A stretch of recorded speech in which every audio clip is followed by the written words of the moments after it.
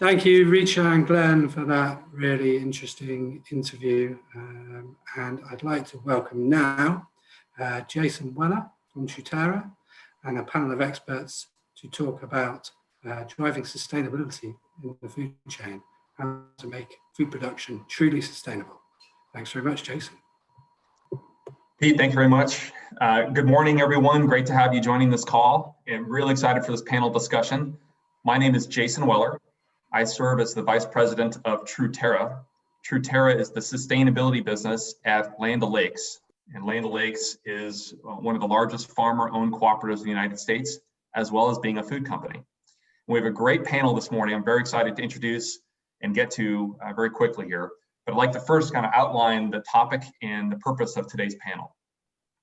So as I mentioned, Truterra is a sustainability business, and we work in the ag supply chain, starting first and foremost with our ag retailer owners. And we'll talk about this morning, what is ag retail? We have a great representative who's joined us. And we partner through our ag retailer network with farmers. And I'm very excited we have a farmer member of the Truterra Farmer Network with us today as well.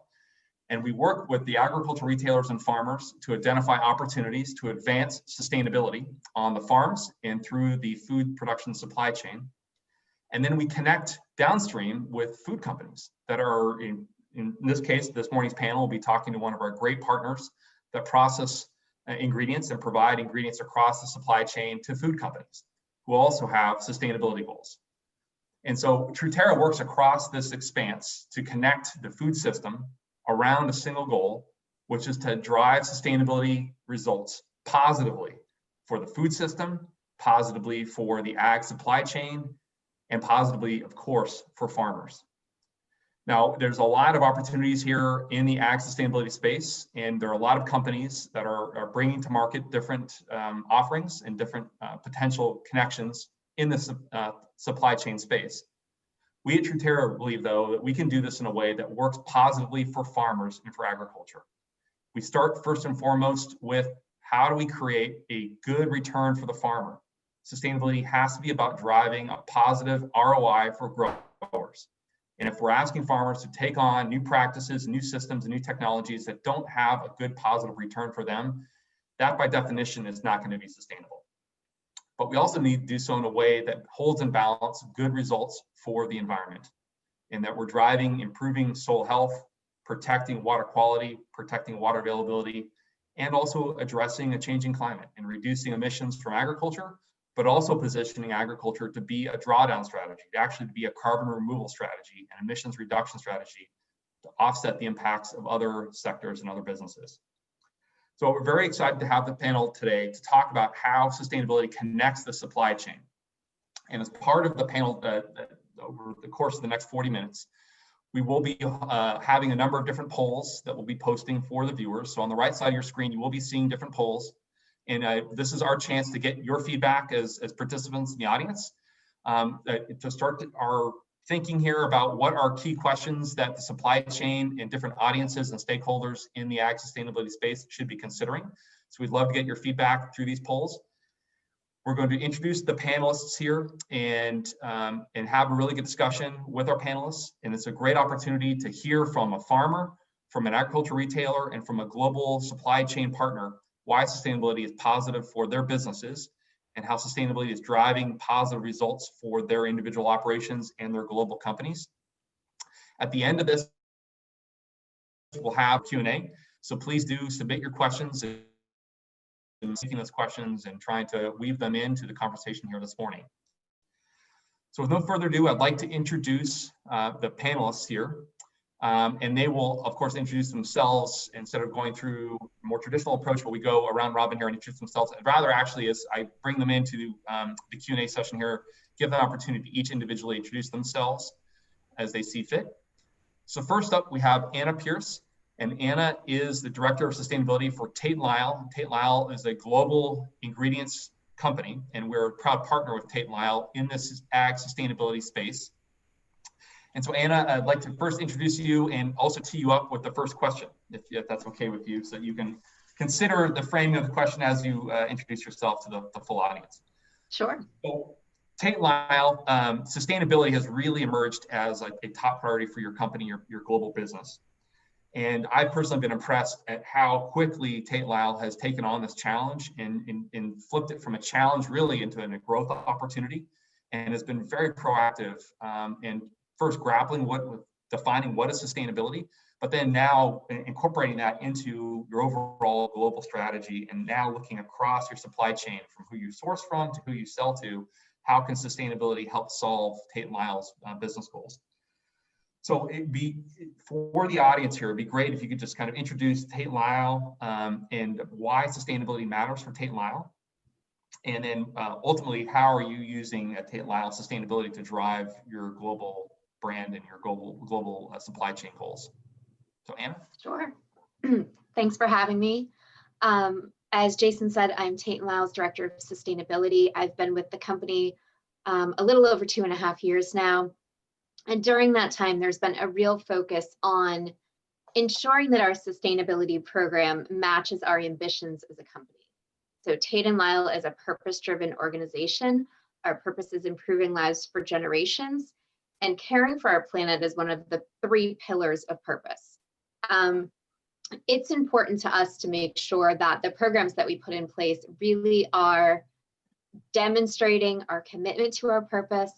They're building thriving communities, and the partnership that we have with Truterra is a key enabler of both of those programs. The difference in the approach that Truterra takes matches really well with our philosophy. So our programs aren't prescriptive. It is not something that we came in with a sense of we want to do X and we want Truterra to do X along with us. It's very much from the mindset of continuous improvement. We want to continually support an environmental footprint reduction within our supply chain. Being a business-to-business ingredient supplier, we procure about 1.5 million acres of corn globally each year, and we process that corn. So minimizing our environmental impact through agriculture is the way that Tate & Lyle can best demonstrate that commitment to really being a responsible environmental citizen. And partnering with Truterra has enabled us to help the growers make those decisions and make informed decisions, but also making sure that those decisions improve their own livelihoods and the profitability of those farms. And those 2 components had to go hand in hand for this program to really be meaningful to Tate & Lyle and to our overall objective and ambitions as a company to really demonstrate the commitment to both caring for our planet and building those thriving communities. And that starts with the farmers, and that starts within that value chain. I think that ladders up really well to many of our customers' own sustainability ambitions, which everyone now is working to minimize their environmental footprint beyond their fence line. So for so long, we all focused on what's inside our fences. Let's work to reduce our own emissions, our own environmental footprint. And I think as we're getting better and better at doing that, and we're all making progress, that interconnected relationship between our emissions and the full value chain really requires a partnership if we're going to make advances there. So the Truterra programs enabled us to engage with growers, engage with subject matter experts, and engage with our customers so that we can all help to support that system and that continuous improvement mindset, and achieve the sustainability goals that we have set forward, and that frankly society expects. That's great, Anna. Thank you very much. It's a great introduction. It's a compelling background for why Tate Lyle sees this as a priority, but also what I really respect is that Tate Lyle is taking a collaborative approach instead of like it's a top-down or going back up your supply chain. It's more of like, okay, understanding expectations from customers, and also understanding Tate & Lyle's priorities around sustainability goals. How do we work collaboratively with agriculture to generate win-win solutions? So I think then next, it's a great transition. And I'd like to introduce Craig Klinge. And Craig is the owner of Klinge Farms out of Indiana. And he works with one of our agricultural retailer participants and leaders in Indiana, Premier Ag. And Craig is part of this overall sustainable corn project here in partnership with Tate and Lyle. Craig, first question for you. Of course, love to have you introduce yourself to the audience. But then I've already gotten some questions in, which is great. And the audience wants to actually hear, which is exactly in line with what we want to talk to and hear from you about, is what would you want to know? So now you have the mic, you're talking to a global audience. What do you want this global audience to understand about what sustainability means for you as a farmer? So Craig. Thanks for having me today. My name is Craig Klinge.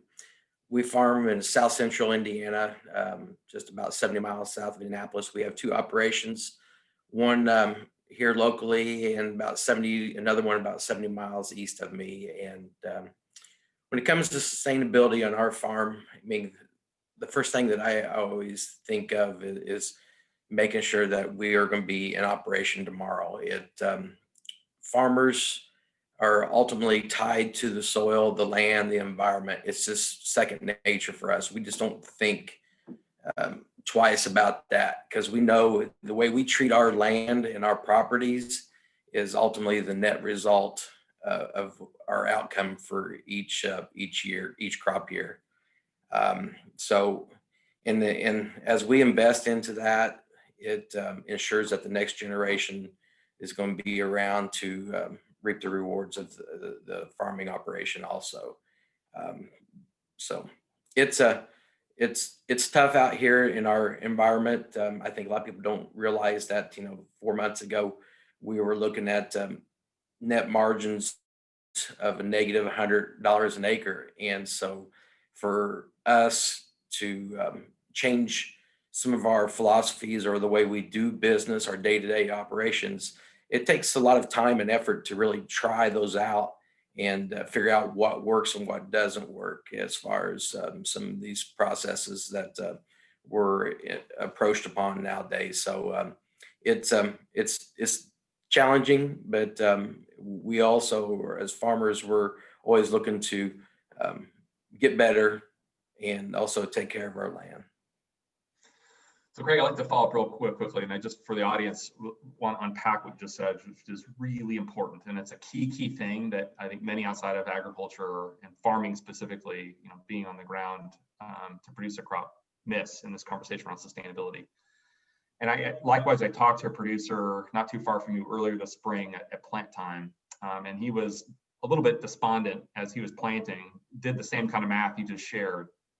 And at the time, given grain futures, it was best case, he was going to be a net loss of $50 an acre. So talk through the audience a little bit about when there are a lot of things farmers can control, and there are a lot of things farmers cannot control, weather, grain markets. So when we talk about sustainability, how does that calculus then weigh into when you're thinking about new practices to try? Could be around nutrient management, could be technology, could be different soil management practices like tillage, your tillage operations, cover crops. How does sustainability practices, conservation practices, get into that decision loop with you as you're thinking about just the bottom line profitability of your farm?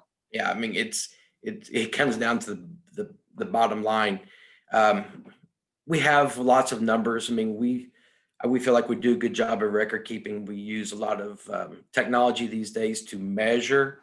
And so once we know that something is, we don't do, we measure this year, but we'll check it 2 or 3 years in a row. And so in order for me to change my practice, Mother Nature does throw a curveball to us quite often. So you can easily give up on something that maybe it will be a good sound practice 4 out of 5 years, but this is the first year that we tried it and it didn't work. So but we do have a lot of tools nowadays that helps us make better decisions, helps us throw out the losers and eliminate waste and so forth on our operations. So it's that's how we approach it. Great. That's perfect. Thanks, Craig. And I definitely want to come back to some of the results that you're seeing later on in the discussion this morning, some of these practices. But it's a great segue then to Tim Mundorf. And Tim is the nutrient management lead for Central Valley Ag. Central Valley Ag is a proud owner of Land O'Lakes and a great participant and leader on sustainability in their region in Nebraska and Kansas. And Tim is a really passionate expert in soil health and in nutrient management and in agronomy,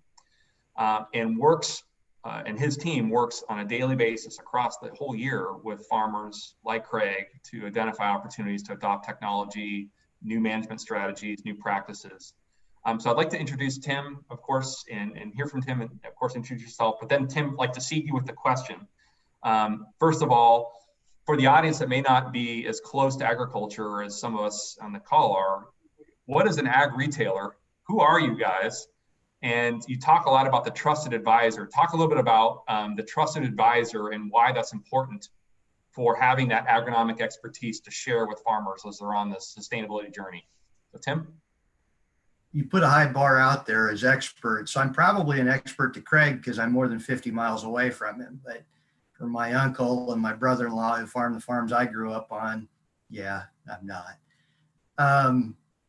An ag retailer, our job is to provide the inputs that Craig and other growers need on a timely basis when they need them. So for us, that's going to be, now, of course, we're a member-owned co-op ourselves, so we have to respond to what our growers are asking for. But on the agronomy side and on the input side, it's seed, it's fertilizer, it's crop protection, your herbicides, your insecticides, your fungicides.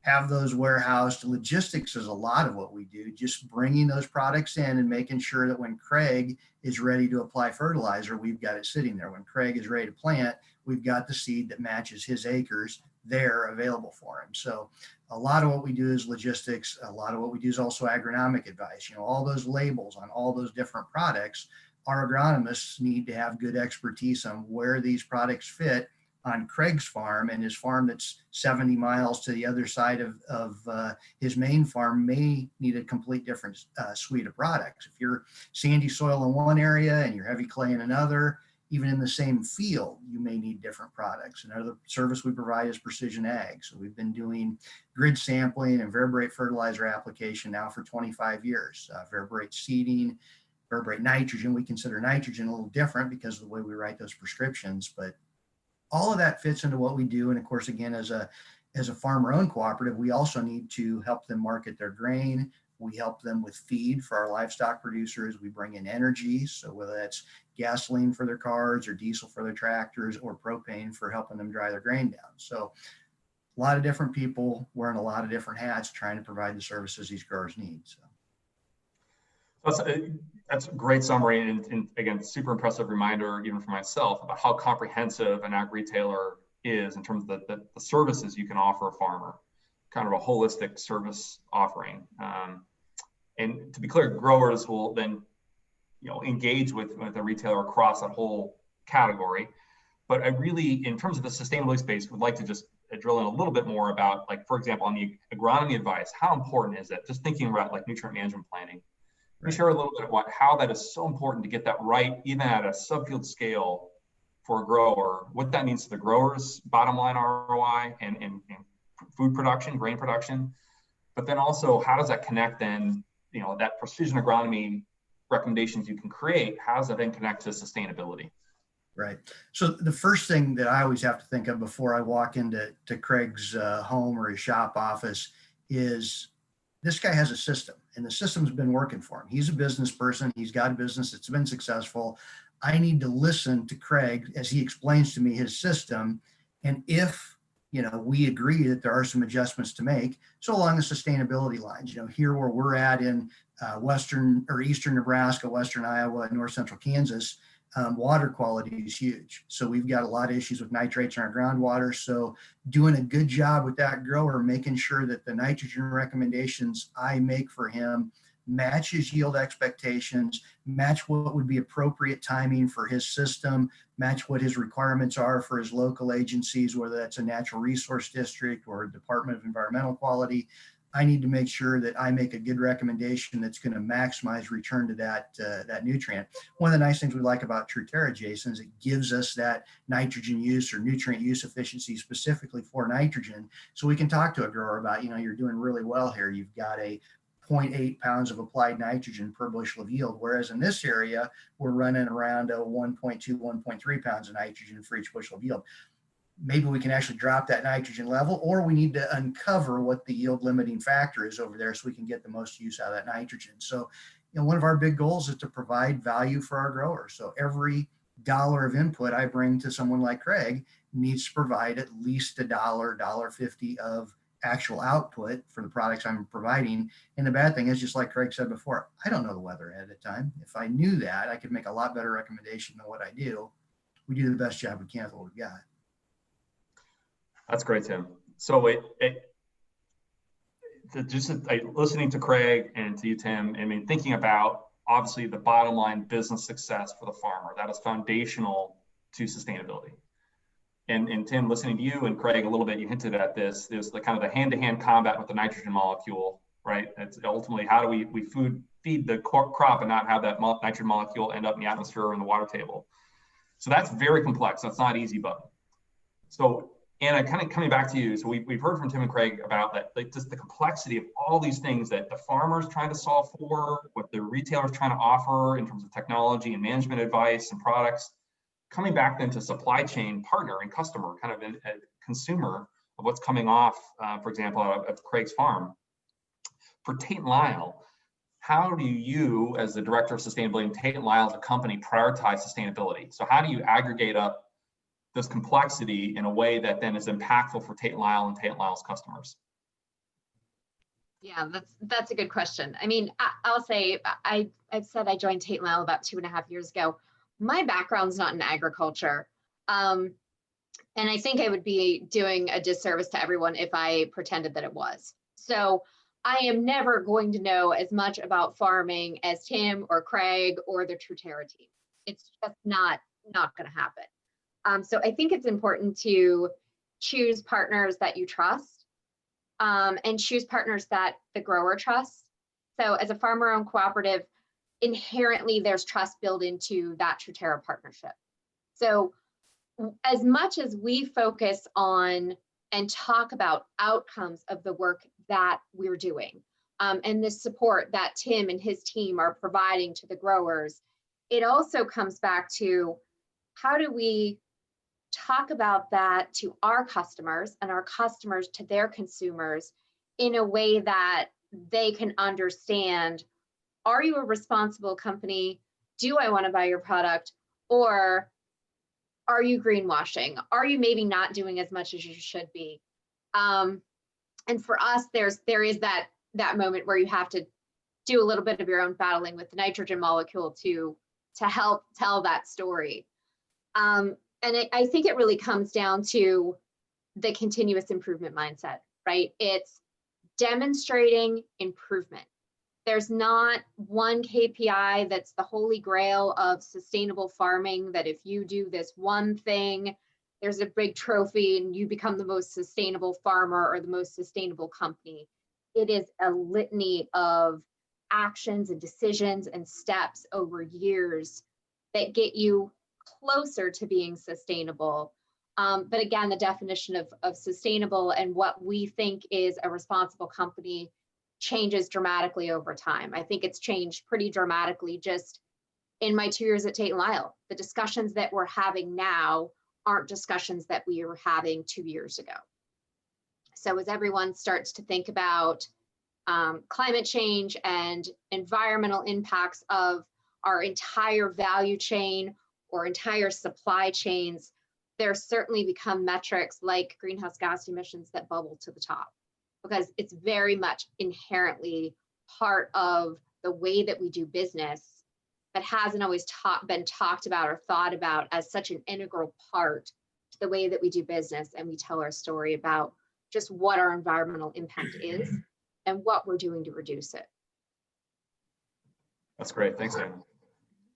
So Craig, coming back to you, I mean, listening to Anna, thinking about kind of literally and figuratively the global impacts, and they're thinking about their footprint and what success, how they evaluate success kind of on a macro scale. But on your farming operation for your business, can you share a little bit about then what you've seen? So I know previously we had a chance to visit, and impressed by some of the practices that you're trying out on your operation. Can you share with the audience, kind of a little bit of your journey and some of the practices you've adopted, and then what kind of results you're seeing, why you keep using some of these practices? Yeah, our operation's quite diverse from 4 different types of land. We have sandy soils, we have highly erodible clay hills, we have river bottoms. So we have lots of environments that we have to manage, but also we feed 8,000 head of hogs every year. So we have quite a bit of natural resources there that we have to manage also. So so what we've learned over the past years, what's really important, like with our livestock manures, when we apply those, I'm very big about getting cover crops on those because I'm a big believer in to try to hold those nutrients in the plant type of structure for as long as we can until we can recycle those goodies into the next crop and stuff. We've done some. We've actually switched our whole operation over to spoon feeding our nutrients, especially the nitrogen. We'll make up to 3 passes, sometimes 4 passes on as far as feeding nitrogen to our corn crops, and sometimes even the soybeans will do 2 nutrient applications versus just 1 slug at a time. So we monitor, do a lot of tissue sampling. We're trying to. I appreciate Anna's comment about how we're constantly learning and things are constantly changing. Right when we think we've got it figured out, somebody's come up with a new brainstorm idea and okay, let's try that. And so we're always testing the water to see what's going to work. And so the reason why drops on the nitrogen application, and we're seeing some great results out of that. We've actually been able to improve our yields and decrease nitrogen applications or tonnage per acre. And so that's a big deal to the bottom line. We might be making an extra trip, but we're also getting a net result out of it. So the emissions, I'm big about emissions. When Anna's touching on that a while ago, we monitor our fuel consumption. We'll buy certain pieces of equipment based upon the consumption of fuel. Sometimes the same piece of equipment may use 25% more fuel than another one, but you get the same job done. We also monitor as far as when it comes to marketing our grain. We have our marketing company has an app that we use as far as understanding what our net price is going to be based upon basis and freight. And if I can get, sometimes I'll take 2 or 3 cents less if I can haul local to a local processor, because I think I just don't feel like it's right going the extra mile and just for the extra 2 or 3 cents when you're burning that much fuel and rubber and road time up. So that's some of the samples that we've come up with. Super impressive. I wish we had an hour, Craig, to kind of go through what you just shared with the audience there. There's a lot you're doing, to be clear for the audience, and from spoon feeding the crop and really what it takes from a technology, from an operations, from a planning standpoint to spoon feed the crop. Can you just share real briefly your journey? It wasn't like someone came up your road and said, hey, I'd like to spoon feed your crop. And you say, have at it, go across my whole operation. Can you talk about what it means to start to incorporate component by component, the system you just shared with us, and how you're experimenting and what it means to adopt a new piece of machinery or a new component, a new product on your farm? What do you need to do to consider before you adopt that across your whole farming operation? A lot of pencil pushing and listening. We go to a lot of meetings and you hear some other people maybe try some things, and sometimes it's a leap of faith, and you got to trust some things out there. And there's a lot. You take my father, who's 79 years old. We've got a lot of wisdom on our operation. We combined the 3 of us, and sometimes certain applications and certain ways of doing things will work, and so you combine it all, and sometimes you might be stepping out a little bit, but and I think if you don't step out once in a while, you're just going to be stuck in a rut. You're going to get left behind. So I feel like that you got to jump out there and try things once in a while. We did one application this year just to try and improve some bean yields, and we actually decreased our bean yields by 10 bushel the acre. So, I mean, sometimes you get burnt, but you got to try a little bit. I hate to say how many tests we've got going every year on our 6,000 plus acres. And with the technology that we are able to measure with nowadays and have it at your thumb, it's amazing that we can make good decisions based upon that technology environment now. That's great. Thanks, Craig. Well, so kind of Tim, back to you. So Craig just shared sometimes it's a leap of faith. So you may not be an evangelist, but you can be the pastor here on this faith journey. Can you talk a little bit about, from the farmers you work with, how do you approach this topic on sustainability with them? What resonates ultimately? What connects to a grower, and how is that going with your team and with CVA and your sales territory? Yeah. Well, again, you walk in and you get a feel for what's going on in the grower system, and these growers, like Craig was just saying, they attend a lot of meetings, they use a lot of technology, they've got a lot of knowledge.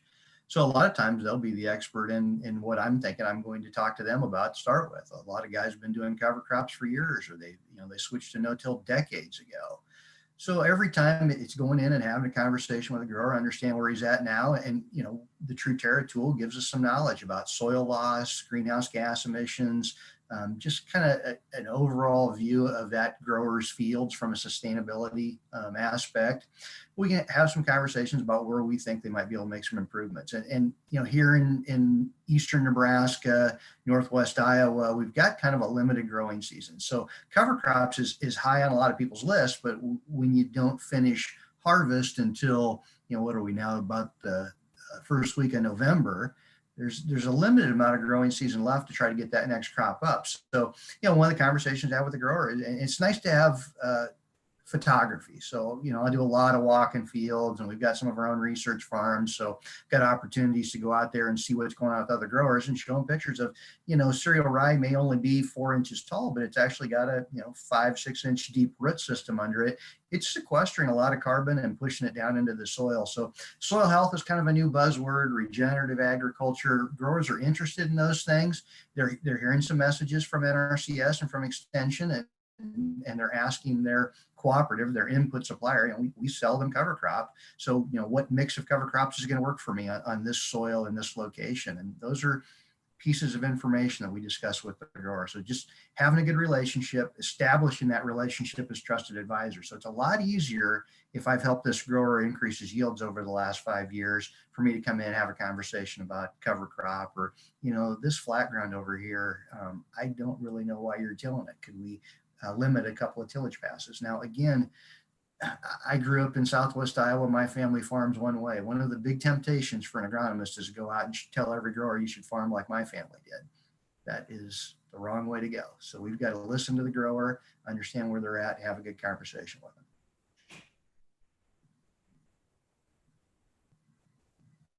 Thanks, Tim. Again, it's just, you guys are dropping knowledge bombs here. So just for the audience, I think what Tim just was shared was, again, it's having to meet the grower where they're at, crucially understanding their operation, understanding the soils, topography they're in, and partnering with the grower on what's the system that will work best for their farm and that farmer's goals. And the complexity on that is hard to underscore. And there's a lot of, I think, proponents and stakeholders in the sustainability space would like to have kind of an easy button. And even on the topic of cover crops, as you just outlined, Tim, that, yeah, they do some great things, but they introduce complexity, they introduce cost, they introduce risk, and they don't always work. And so having that foundational trust with the farmer and having some prior success on helping the farmer succeed, I think will build credibility, but also being there to partner with the farmer on when things maybe don't work out as planned. Okay, then let's together team up and figure out, a different path or a different plan B. So thanks, Tim, for sharing. So we're almost at time. I'm going to kind of go transition to speed round here real quick. So same question for all of you, and then just kind of give me that like 15, 30-second response. So for each one of your businesses, from Tate and Lyle, go first to Anna, Tim, come back to you from CVA, and Craig as the farmer. What's the biggest challenge to implement sustainability? So Anna. I think the biggest challenge is not having an easy button. Really, it's forming partnerships and working with those that are like-minded about what the goal is, but also about how you approach that goal. There's a lot of different options, and it has to be the right fit for everybody involved. Everyone has to benefit in the end. That's great. Thanks, Anna. Tim, biggest challenge? Showing my growers where they're going to get paid. So, if they're raising their grain more sustainably, but maybe for the first couple of years with cover crop, they're going to take a yield hit, can they get a premium for that grain for doing the right thing? Now, these growers have been on their fields for generations, so they're interested in doing the right thing just because it's their ground, but it still helps a lot when you can make the pencil agree with what the right thing is. Warrior poet.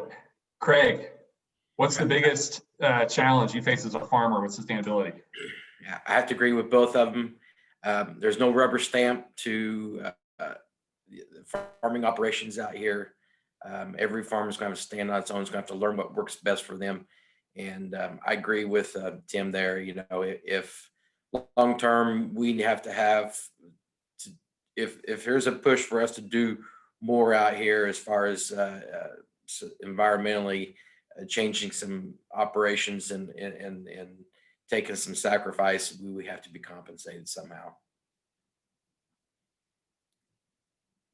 Thank you. So back to first, now Q&A session. I think we have about 5 minutes, maybe 4 minutes left. So I'd like to give some questions from the audience. The first question is a more specific, Craig, to you, but also then pivot to you, Tim, because it's around tech and what tech you're using. So the question is, what software or technology are you using to track and trace nutrient management? So Craig, if you're willing to share, what is your technology system for your nutrient management on your farm? Well, we use Field View as a way of tracing or tracking our yields, and we also it's a record keeping system that we're able to enter in what nutrients, what pesticides, and so forth that we're applying. It's a pretty simple across the board piece of technology that we are able to use or get our hands on. Thank you. Great. Tim, how about what do you use at CVA for your nutrient management? Field Reveal. So Field Reveal is what we use for our Verberate fertilizer prescriptions, tracking our soil fertility and making our Verberate seeding prescriptions. We actually own that software in conjunction with 3 other cooperatives, including Land O'Lakes. That's great. Second question here is it's a little more foundational, but I think it's fair. And I think your answers have been shared over the last 40 minutes or so, but if you could synthesize or distill down your definition of sustainability, what would it be? So Tim, you've got the mic. I'd call it resiliency, the ability of that farming operation to be passed on from generation to generation, and the ability for that soil and those fields to bounce back from weather events and problems. It circles a lot around good soil health, good organic matter. Great. Craig, how about you? As a farmer, how do you define sustainability? It's maintain profitability from year to year and be able to pass that operation on to the next generation. Love it. Anna. When it comes to agriculture, I think it really is that continuous improvement mindset. I think it's decreasing the environmental footprint, keeping in mind that the growers need to be profitable so that they can continue to provide the products that we all are procuring and consumers are ultimately consuming. And I think there's a level of patience required. Sustainable agriculture is not a capital investment that the investments built, the keys turned, and all of a sudden you have a 20% reduction, right? So there's patience in really partnering together when it comes to agriculture, and that's a unique perspective. That's great. We're almost at time. So Craig, as the farmer and arguably the most important person in this conversation, I'd like to leave you with the last word. So you have the audience here. Many are going to be involved in agriculture, but some are part of this stakeholder around sustainable agriculture. So what in the end is what do you want to leave the audience with as a pro tip or a piece of advice or something they should understand about farming that when they are thinking about sustainability for their companies and businesses and brands, what should they hold in mind when they think about agriculture? That's a difficult question for me. I'm going to give some advice. Go meet a farmer. Go spend a day with them, because everybody's going to have a little bit different outlook on things based on their environment. But I think we don't get a very good picture painted of us out here. And I think as farmers, we do a pretty good job. And if you're not doing a good job, you're probably not in business anyway. So it's all ties together. And as far as being responsible, what type of footprint we're going to leave as far as carbon emissions, and I don't want any of our soils leaving my property, because that's what helps us make a livelihood. So if you're not making an effort to do it right, you're probably not in business, or not going to be in business much longer. Perfect. I'm going to take away Tim's preaching license and award it to you. Well, thank you very much, Craig and Anna and Tim, for your time this morning. I think it was a great conversation. Thank you very much for the attendees and the audience for your great questions, for joining this session. Hopefully you found this interesting and illuminating. Pete, I'd like to hand it back to you. Thank you very much, Jason, and thank you, panel. There's some super interesting stuff in there, and yeah, I think we all agree that sustainability is a necessity for farming going forward. It's just exactly how we do it is best, and there were some top tips along the way from all of you. So great panel, thank you so much.